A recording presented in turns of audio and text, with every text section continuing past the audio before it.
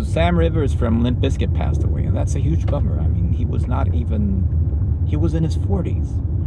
And of course, whenever someone passes away, but when someone is not even in their 50s, it just feels like just another level of sudden. Even though there might be natural causes there and stuff, it's still, in 2025, it's too early to die of natural causes, even if you're not even in your 50s. And 50s, as we all know, is really young as well. But Sam Rivers, man, when I first heard Limp Bizkit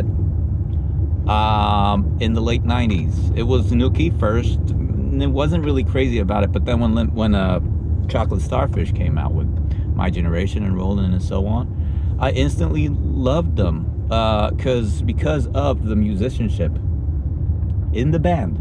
The band sounded like a great band, and more than really paying attention to the guitar or the riffing at that age and at that point, I really paid attention to the bass lines and the drums, because I was, first and foremost a drummer back then already, and I really just paid attention to drumming all the time.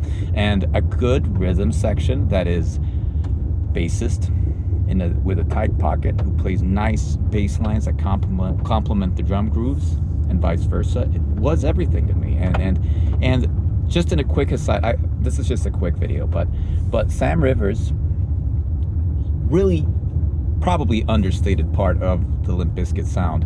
I mean, Wes Borland gets his dues still.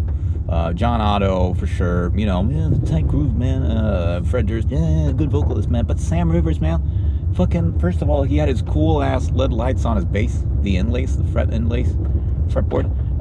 And then just the bass lines, man. Like, I'll put it this way. When I first heard Limp Bizkit, sounded like a band. Sounded like a great, cool, tight band. First heard Linkin Park. Didn't sound like a band. The difference between Limp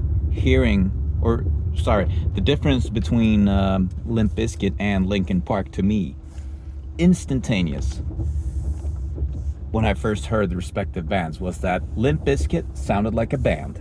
It sounded like a band, musicians who made music.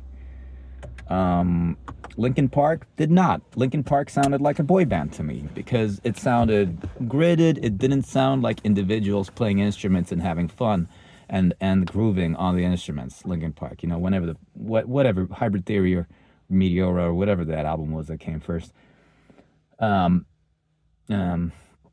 So what made me instantly like and love Limp Bizkit even the first time I heard them was the combination of Sam Rivers and John Otto.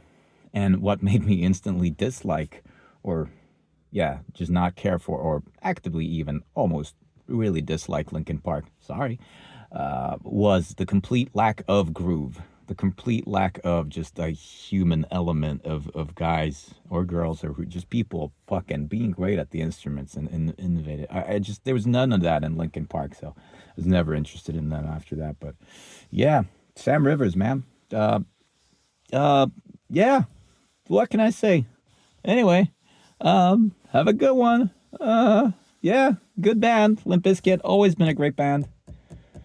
Especially nowadays, they've truly gone, I think, at the very latest, at least now people should be in on the joke, right?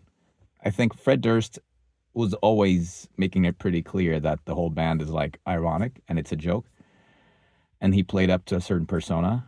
And I think at the very least, like during the last 10 years or so, when he's showing up to every gig, like dressed up as a 70-year-old or as a fucking 80s porn star or whatever, it's like, yeah, he's not taking himself seriously or the band. And, Limp Bizkit's fucking great.